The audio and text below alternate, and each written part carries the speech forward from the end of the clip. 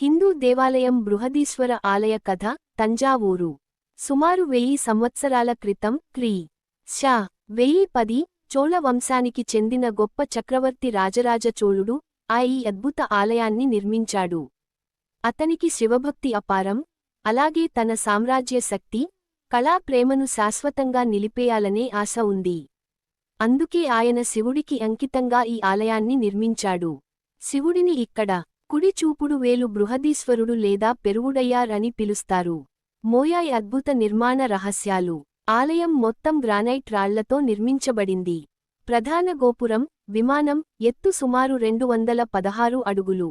అప్పట్లో క్రేన్లు, ఆధునిక యంత్రాలు లేనప్పటికీ కుడి చూపుడు వేలు మట్టి ర్యాంపులు, ఎత్తైన మార్గాలు వేసి రాళ్లు పైకి తీసుకెళ్లారని చరిత్రకారులు చెబుతారు. ఎద్దు నంది విగ్రహం కథ. ఆలయం ముందు ఉన్న నంది విగ్రహం ఒక్క రాయితో చెక్కబడింది. ఎత్తు,